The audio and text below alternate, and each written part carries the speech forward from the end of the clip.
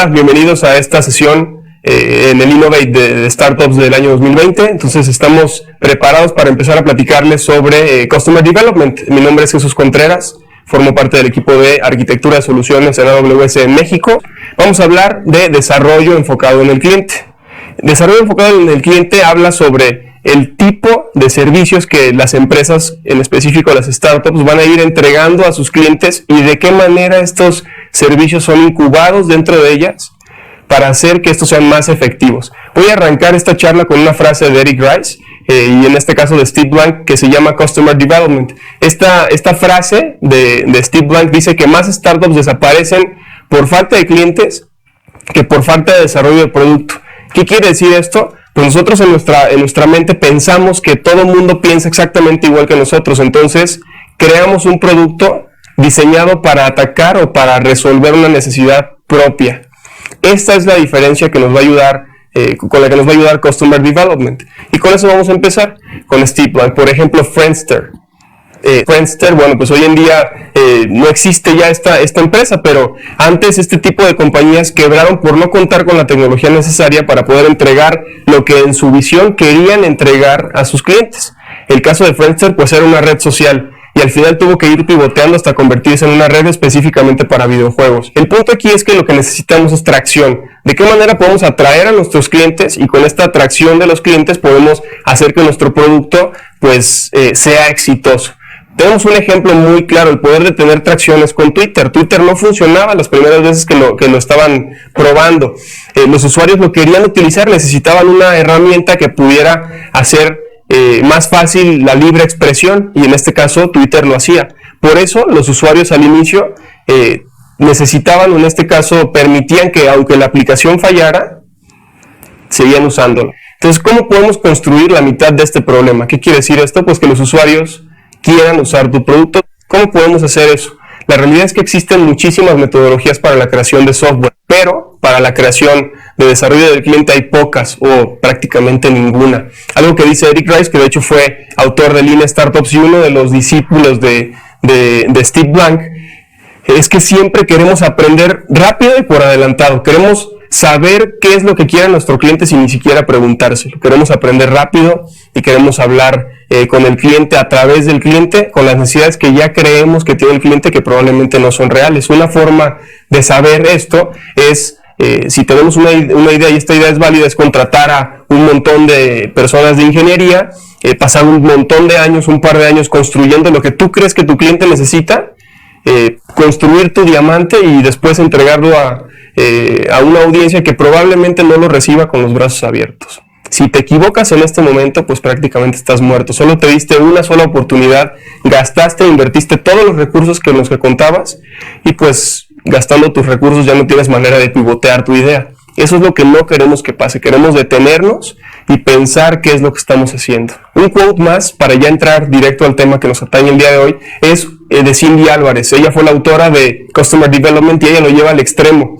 Ella dice que no solo tenemos que aprender del cliente, sino que tenemos que hacerlo rápido. ¿Por qué? Porque probablemente sea la única diferenciación que tengamos versus una competencia, o probablemente alguien que ni siquiera sabemos que va a ser nuestra competencia. Así podemos llegar a una definición. Si juntamos todo esto, podemos llegar a una definición. Y estas tres cosas, bueno, lo que estos tres autores han creado, es el guideline perfecto para hacer Customer Development o desarrollo enfocado en el cliente. Para encontrar a tus clientes de la misma forma que estrictamente estás construyendo software, estás construyendo tu plataforma o tu aplicación.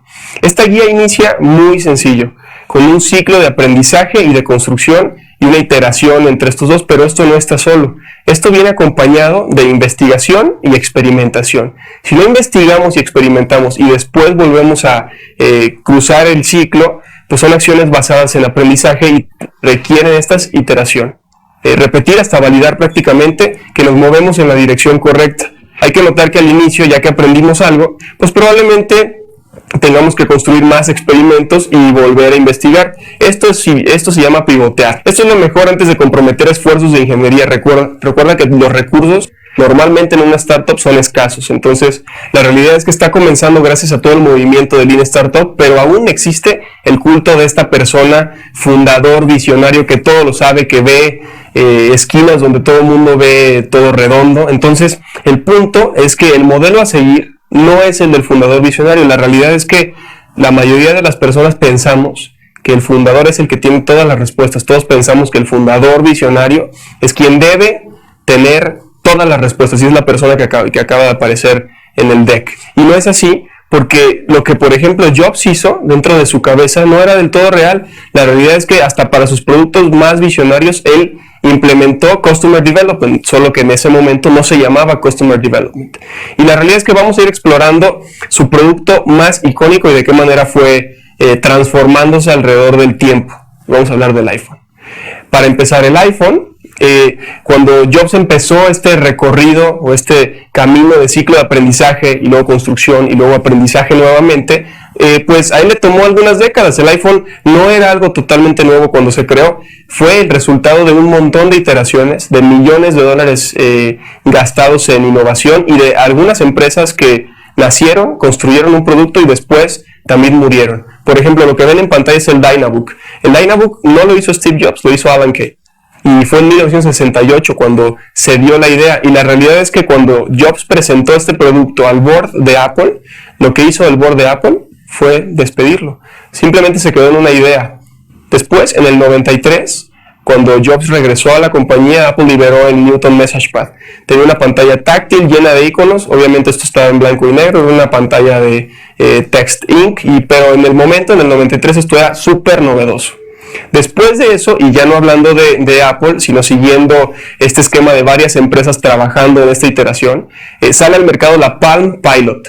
Súper exitoso, esto fue en el 96. Y esta Palm Pilot lo que te dejaba hacer era tomar notas. Su inventor se llamaba Jeff Hawkins. Y el diseño nació de una tabla de madera literal y un chopstick con el que estaba él ahí haciendo sus ideas. Y después de la Pilot, Apple se dio cuenta que la gente tenía necesidad de utilizar un dispositivo que cupiera en su bolsillo y pudiera cargar cientos o probablemente miles de canciones. Ahí es donde nació el primer iPod. Esto ya pasó en el siglo XXI. Apple descubre que existe este mercado de computadoras de bolsillo con diseño y lanza el primer iPod en el siglo XXI. Después sale un teléfono que se llama Danger Hip Top, que combinaba un teléfono en ese momento que se llamaba PDA. Este fue diseñado por Andy Rubin. Si le suena el nombre es porque esta persona fue el fundador de Android, lo que hoy conocemos como Android. Entonces podemos ver cómo se va dibujando esta historia en vertical, utilizando varias compañías como proceso de desenvolvimiento, proceso de desarrollo, muchísimo antes de sus mega éxitos que vemos el día de hoy. En 2002 sale la Palm Treo, un par de años después sale la Palm Treo 650.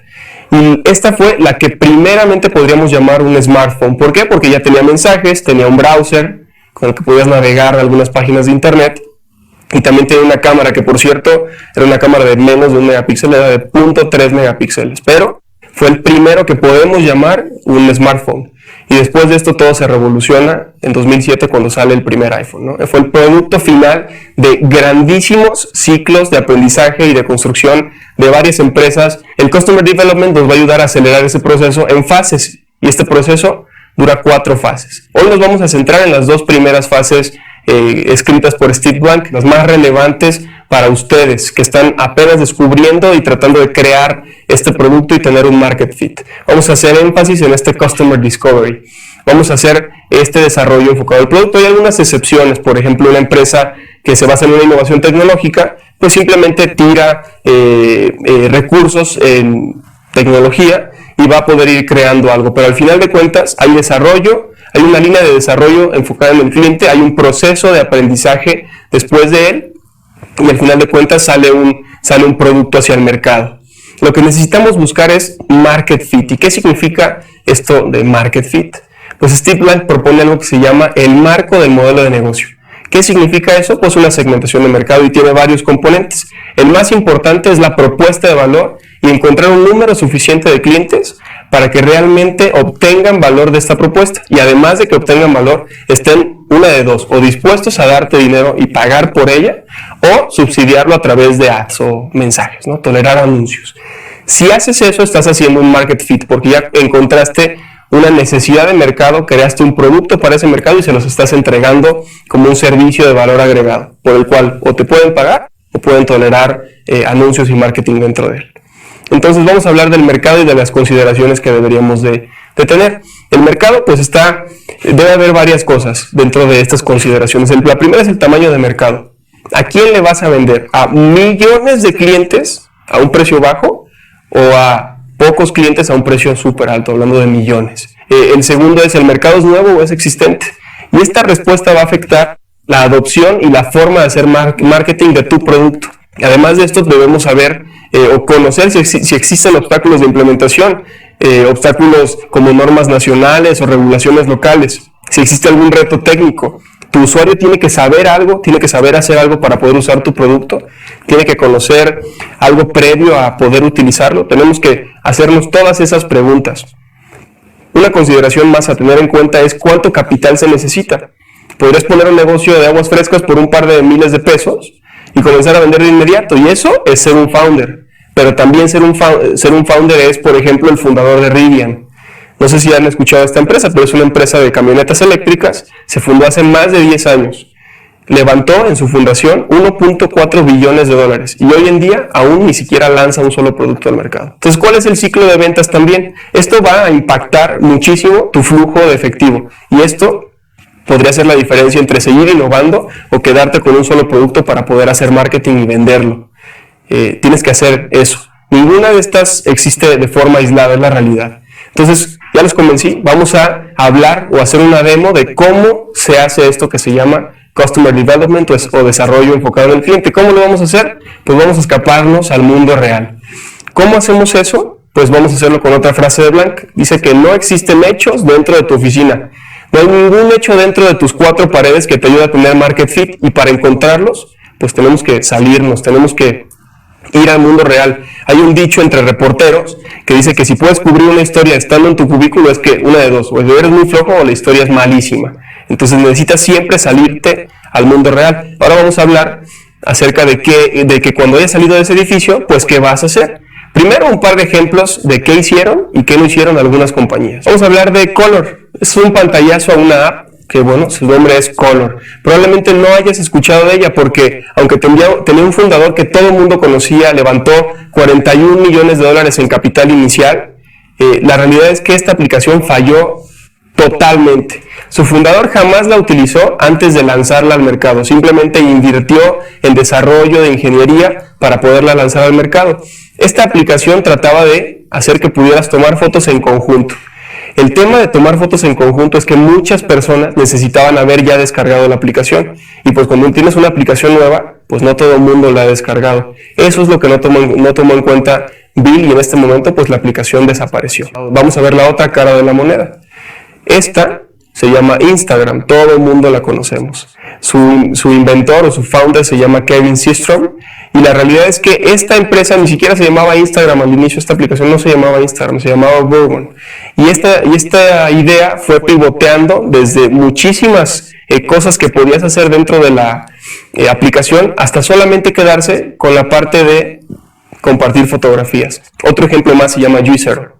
Juicero es una empresa que fue fundada por una persona que tenía miles de cadenas de jugos en todo Estados Unidos, y creía que todos los founders creían, o los inversionistas creían, que si le daban dinero a esta persona, pues podía crear algo para podérselo vender a todas las casas en Estados Unidos en $700. La realidad es que no sabía que la gente no estaba preparada para comprar una máquina de jugos de $700, y por eso la empresa duró menos de 2 años viva. Para agregar otra historia, en esta última vamos a hablar de Webvan. Es una empresa que levantó 375 millones de capital e invirtió $1 billón en bodegas para poder guardar productos ahí y después enviarlos a las casas de las personas que los estuvieran comprando. Esta empresa no tomó en cuenta que al inicio no iba a necesitar tanta capacidad en bodegas porque los clientes no los conocían.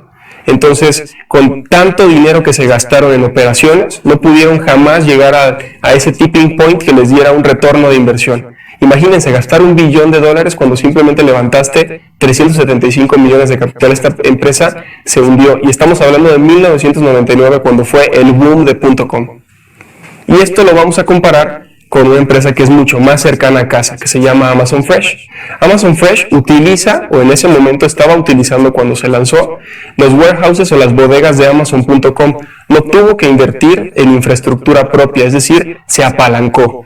Y esa inversión que tuvo que hacer simplemente la hizo en mercadotecnia para poder acercarse a sus clientes. De esta manera lo que hizo Amazon Fresh es abrir ciertas localidades solamente y empezar a pivotear su idea, ofrecer algunos productos en algunas ciudades y otros productos diferentes en otro tipo de ciudades, acercándose más al nicho de mercado que estaba atacando en cada ciudad. Hoy en día Amazon Fresh es un éxito en algunas ciudades y en otras ha cerrado, porque la realidad es que dependiendo de la ciudad es la necesidad de la persona. Hablando de hablar de tu mercado, pues vamos a ver cómo va a responder ese mercado a entrevistas. Es la principal cosa que tienes que hacer, la primera fase del desarrollo enfocado en el cliente. Estos son algunos consejos que te podemos dar para que puedas hacer que tus entrevistas o que tus investigaciones de mercado sean exitosas. Las entrevistas son más difíciles de lo que parece. ¿Por qué? Porque hacerlo mal es peor que no hacerlo. Genera falsos positivos y te va a entregar información que no es relevante para tu negocio. O probablemente información que sea muy buena y no debería ser buena. O información muy mala que no debería realmente ser mala. ¿Por qué? Porque en nuestra cultura somos muy amables, somos muy polite.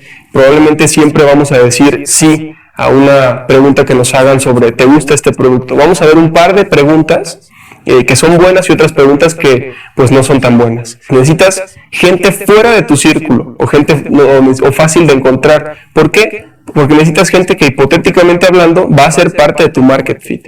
Si a las personas que estás entrevistando están dentro de tu círculo, pues probablemente vas a ver que piensan muy similar a ti. Lo que quieres hacer es hacer que crezca esa mentalidad o ese número de personas o clientes potenciales que podrías llegar a tener. Las preguntas correctas, vamos a ver algunos ejemplos. Debes tener información, no solamente datos. Debes de analizar esta información y guardar absolutamente todo. Vamos a ver estos ejemplos. Las preguntas se refieren a ti. Vamos a sacar a una persona muy cortés de tu entrevistado. La realidad es que ya te fuiste a la solución muy rápido. Esta es una pregunta errónea. Si le preguntas ¿te gusta? Pues es una pregunta cerrada. Te va a responder sí o te va a responder no. Lo que estamos buscando es que el cliente te entregue una historia. ¿Cómo te va a entregar una historia? Pues puedes continuar con un ¿por qué te gusta? Probablemente, pero no sería la mejor opción.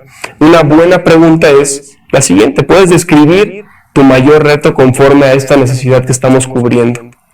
Esta pregunta invita a tener una narrativa. ¿Por qué? Porque vamos a escuchar las ideas del entrevistado, vamos a tratar de ver cómo piensa el entrevistado y de qué manera esta persona ha actuado para resolver ese problema. Si tú estás imaginando la solución incorrecta o si necesitas volver al pintarrón a rehacer tu idea, pues no pasa nada. El punto es que estás conociendo la necesidad real de tu mercado. Eso lo conocemos como pivotear tu idea. Y al final de cuentas no tiene nada de malo. Todas las empresas exitosas en este mundo han pivoteado en algún momento su idea. Vamos a hablar de las preguntas abiertas. Otra pregunta errónea es, oye, ¿pagarías por esto? Esto depende de la persona que estás entrevistando y depende del momento en específico en donde la estés entrevistando. Algunas personas no van a comprender el tipo de producto que tú le estás presentando. Puede que el comprador y el usuario de tu solución sean dos personas completamente diferentes. Una pregunta acertada es, ¿cuánto te cuesta o cuál es el esfuerzo que estás haciendo para resolver este problema? Esta es una pregunta más abierta. Menciona costos de forma holística, no solamente de dinero, pero también de tiempo, de administración o del dolor que le está causando en este momento a tu cliente potencial. Igual, alguien no la compraría porque no es información útil para él, pero puedes aprender si existe un mercado para ese tipo de idea que tú estás desarrollando. Si tú encontraste un problema universal, pero solamente es una molestia leve y hay soluciones gratuitas, pues probablemente no haya negocio ahí, tendríamos que pivotear tu idea. Esto también es una oportunidad para que de forma inteligente no gastes tus recursos en algo que no tiene market fit o que no has encontrado un market fit. Las preguntas que se responden con un sí o con un no, pues no te llevan a ningún lado. Tenemos que buscar siempre esa narrativa del lado de tu cliente. Ahora, la forma en la que las personas responden a este tipo de preguntas como estoy solventando tu necesidad, a menudo no concuerdan con lo que harían en el mundo real. Hay que preguntarles qué están haciendo hoy en el mundo real para poder prácticamente darle la vuelta a ese problema que están teniendo en ese momento, ¿no? Entonces pídeles que realmente paguen por ello. Probablemente puedes crear un landing page en donde digas que existe ya la solución para ver cuántos hits tienes, para ver si alguien se suscribe a algún newsletter que tengas ahí, que se comprometan a realizar un pedido anticipado, y ahí mismo puedes ir viendo la atracción que está teniendo tu idea. Busca si ya están tratando de pagar por algo similar, también esto es muy importante. Un libro muy bueno para que ustedes tengan idea de qué tipo de preguntas son las mejores, dependiendo del servicio o producto que ustedes quieren pivotear o con el que quieren, o al que quieren encontrar market fit que están creando, es The Mom Test. Allí pueden encontrar muchos ejemplos de preguntas específicas para este tipo de desarrollo de nuevos productos, o probablemente desarrollo de un nuevo mercado potencial que hayan descubierto. Puede que con esta pregunta que acaba de aparecer en pantalla, como puedes describir cómo lo estás resolviendo o solventando el día de hoy, tu entrevistado te va a contar una historia, va a invitar a la narrativa. Puedes validar cómo tu solución propuesta se alinea prácticamente con lo que la gente ya está haciendo o probablemente ya está buscando, y hay algo en el mercado. Tienes que revisar qué hay en el mercado para saber si puedes competir o conseguir algo diferenciador versus ese tipo de propuestas. Es necesario también hacer follow-up, tener muchísima data para poder comenzar a crear este tipo de entrevistas, tener información, ver los patrones ahí. Las personas con un problema generalmente conocen a otras personas que tienen problemas similares a ellos. Ahora, en este desarrollo enfocado en el cliente, hay características base de las preguntas acertadas. Estas preguntas se centran específicamente en el cliente, son preguntas abiertas que obtienen anécdotas y además revelan áreas de oportunidad. Lo que estás tratando ahí de capturar es comportamiento o retroalimentación. Necesitas feedback para poder iterar tu idea y poderla entregar al mercado. Lo que tu cliente quiere y la forma en la que lo estás tratando de resolver puede no ser el mismo, pero estas entrevistas te van a ayudar a llegar a saber qué quiere tu cliente y de qué manera vas a poder ayudarlo a resolverlo. Y en medio vamos a hacer negocio. Ahora, es difícil escuchar cuando también estás tomando notas. Algunas mejores prácticas para poder hacerlo es trabajar en equipos de mínimo 2 personas. Hablar de que una persona esté entrevistando al entrevistado en este caso, y que otra persona esté tomando las notas lo más rápido que se pueda. Hay que tratar de capturar todo. Si puedes grabar las entrevistas, mejor. Puedes grabarlas y subirlas a algún servicio de traducción o de transcripción incluso. Entonces tú puedes hacer absolutamente todo esto. Ten un guión a la mano para entrevistas, y estas entrevistas también pueden ser oportunísticas, en el sentido de, si tú vas caminando un día por la calle, puedes comenzar a hacer entrevistas. Si en algún momento te invitan a una conferencia para que llegues y tengas acceso a otro tipo de personas, hazlo, no pierdes absolutamente nada y tienes todo que ganar. Las buenas preguntas producen información, las que no son tan buenas producen solo datos. No estamos tratando de llenar un checklist con un par de checkboxes. Lo que estamos tratando de hacer es conseguir anécdotas, conseguir historias para innovar e iterar en nuestro producto. Probablemente tú creas que todo el mundo ve exactamente igual el problema, pero la preconcepción del problema y apegarte demasiado a una idea que va a resolverlo es algunas veces lo que nos deja ciegos conforme lo que está viendo el fundador o lo que estás viendo tú como cliente. Si casi todos los días te dicen que la idea es buena, tienes que preguntar a las personas que dicen que la idea no es tan buena. Tienes que escuchar siempre, y eso es algo que no hacemos mucho los humanos, tienes que escuchar la negatividad dentro de lo bueno de tu idea. ¿Por qué? Porque los que te dicen que está muy bien, ya les gustó tu idea, ese ya está dentro y ya va a comprar lo que estás creando. Pero tienes que mejorarlo para que los demás que dicen que no lo van a comprar hasta que lo mejores, pues vuelvan a ser parte de ese mercado potencial que tú tienes. ¿Cómo vas a hacerlo? Mejorando tu producto, escuchando este tipo de críticas constructivas. Eso es lo que se tiene que hacer desde el inicio. Antes de hacer cualquier cosa, también se tiene que escribir un comunicado de prensa. Es así como se hace en Amazon, y así nació AWS, así nació Prime, así nació Fresh y muchas otras compañías dentro de Amazon. Sirve para que tú te des cuenta de lo que estás creando. Si tú no puedes definir en el comunicado de prensa qué estás creando, necesitas tener mayor idea de tu servicio o de tu producto. ¿Por qué? Porque en el comunicado de prensa estás trayendo a la realidad algo que no existe, estás materializando lo que existe solamente dentro de tu cabeza. También es importante mencionar que el desarrollo enfocado en el cliente no es una bala de plata.